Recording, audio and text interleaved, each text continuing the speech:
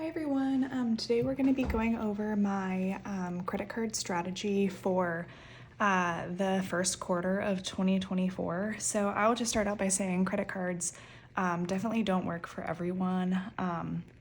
And I'm definitely not advising this. If credit cards don't really work for you, then I don't recommend to do this. But if you love credit cards and you like to work on getting cash back, and that you feel like it's a good way to manage your money, then I would definitely recommend this. And this is kind of just me showing you what works for me. What works for me isn't going to work for everybody, but this is what I do. So I pretty much plan out my credit card strategy because I have some different cards that have rotating categories every 3 months. I have kind of a 3-month strategy. So for this, we're going to be strategizing for January through March of 2024. And I'll just go ahead and show you what I do to strategize. I have a bunch of credit cards. I pay the balance in full pretty much every time I buy anything. So I'm never putting too much on my credit cards. If I do, it's very, very rare.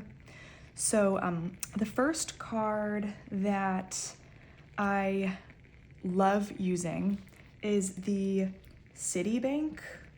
It is the Citibank Custom Cash. So I'm just gonna write Citibank Custom. This card is cool because it gives you, I'm gonna do a Sharpie. It gives you 5% back in one category, whatever category you spend the highest in. And so basically how I manage this is I only buy gas with this card. I've noticed that if I try to get into some of the other categories, sometimes like certain items don't count, or it just doesn't seem to work as well for other categories, but gas is so simple and straightforward that if you just use it for gas, you'll always get 5% back. I love it if I could get 5% back on every single purchase. I'm not quite there yet. I have almost all of my categories completed, but we're not quite there. But that is Citibank. Another card I get 5% back in is my Target card. I go to Target enough that I do have the red card, and it is pretty good. I do not like the Target Red Card app. I do not think it is a good app at all. I think it is hard to go in and pay your bill, but I've learned how to use it, and I will get 5% back on any purchases I make at Target. So that's really awesome. Another way that I am able to get 5% back is using my Discover card. I have a Discover credit card. I don't know, then it's like one of the main cards, and it is a rotating 5% back. And right now, what the categories are, they're really good. For January through March for Discover, they are restaurants and drugstores. So I'm just gonna write in here, restaurants and drugstores. I don't really go to drugstores very often. I may not go to a drugstore at all in these 3 months. I may just not need to, but if I do, I'll get 5%. I definitely go to restaurants or cafeterias or coffee shops. Like, it all counts, and I get 5% back. So it is really, really good. I really, really like that card.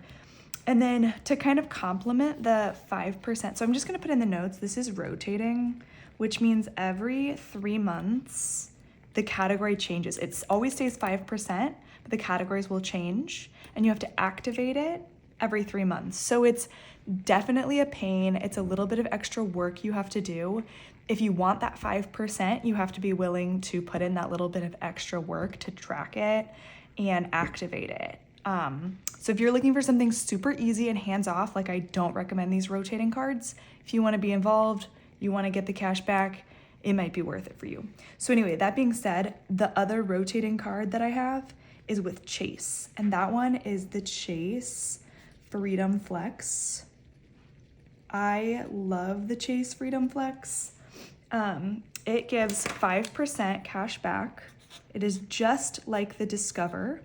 So you never know what the categories are gonna be for your 3-month period until like, I don't know, a month before or something. So it kind of makes it fun. You kind of get to track it. What the Freedom Flex is for this period is really, really good. It is grocery stores, fitness clubs, and self-care and spa. Now, I am not going to any fitness clubs. I have the Peloton membership put under Chase Freedom Flex, but other than that, I'm not going to any fitness clubs, so I'm honestly not even gonna write that in. I just don't want anything extra. Self-care and spa, however, I am going to get a haircut in this period, I'm sure, so I will use my Chase Freedom Flex to get 5%. So I'm just gonna write in groceries and spas. So groceries and spas. 5% back on groceries is really, really good. That is just like a great deal. Like all of my food is covered with these two. Like this period, they really have complemented each other really well. And then my Bank of America card. So basically these are all the 5% cashback categories that I'm able to get right now. And that's great. Now I'm kind of dropping down into the 3% range. Still really good. If I can get 3% back, I'm pretty much happy. Bank of America is where I'm getting 3% with my Bank of America customized cash card. I get 3% back in a category that I choose, and I can change that category one time a month.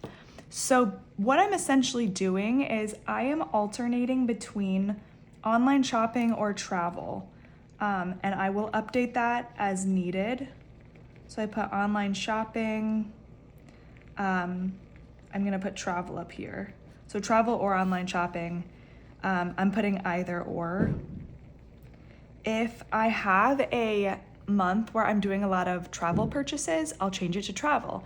If I have a month where I'm not doing any travel purchases, I'll change it to online shopping. Whatever I'm gonna spend more in, that's what I'll alternate it to. And honestly, I'm not doing much online shopping right now because we're past Christmas and I'm really trying to budget. However, I am doing a lot of travel. So I may just leave this on the travel category for this entire period. I have to buy some flights, I have to plan some trips. I'll try to put that all under this 3% category so I can get that cash back. Because why wouldn't you want to get cash back? It's the best thing. And then that brings me to my last card, which is the Capital One Saver one. So I'm just putting Cap One Saver one. I won't be using this card very much in this period. And the reason for that is the Cap One Saver One card is what I think of as usually my food card. It gives you 3% cash back in dining, groceries, and a few other categories. But as you can see, groceries and dining is already covered by my Discover and Chase Freedom Flex for 5%. So why would I want to get only 3%? However, Capital One Saver One also does cover streaming services and entertainment. So my streaming is covered. I already have that linked to Capital One. So essentially, I'm only going to use this card if I need to make an entertainment purchase. If I want to go see a movie or something, I might put it on the Capital One card to get that 3%. So that's kind of everything. I will add, if there's anything I want to purchase that doesn't fall in these categories, so if it's not gas, Target, restaurants, drugstores, groceries, spa, travel / online shopping, or entertainment, if for some reason it's outside of this, like maybe getting an oil change for my car or doing car maintenance, I haven't yet figured out a way to get that into a category. So if it's anything else, here's my strategy. If it's anything else, I'm going to put that on my Discover card, and I will tell you why. Anything else, Discover will give you 1% cash back plus another 1% in a yearly match. So it's basically 2% cash back overall. they're doing a deal where the first year you have your Discover card, they match anything that you earn. So like, yeah, if I get 1% back, then after a year, they'll give me another 1%. So I'll get 2% basically. I'm in my first year with the Discover card. So that is my strategy. This is my cash back strategy, you guys. Like I said, credit cards do not work for everyone, but if you are someone who likes to use credit cards, this is what I do. And I definitely recommend, if you're gonna do it, I'd recommend writing out your credit card strategy so that you know what cards to use for what items to get the most cash back. If you're willing to put in the time and the effort to keep up with it, I mean, you will make some money. I'm not gonna say you're gonna get rich off of it, but I have made hundreds of dollars by doing this, and it's really easy and honestly kind of fun. So that's kind of everything. If you guys want to see more about how I manage credit cards, then please leave a comment and let me know. As always, please like and subscribe. It really helps me out so that I can keep making these videos for you guys, and I'll see you next week. Bye.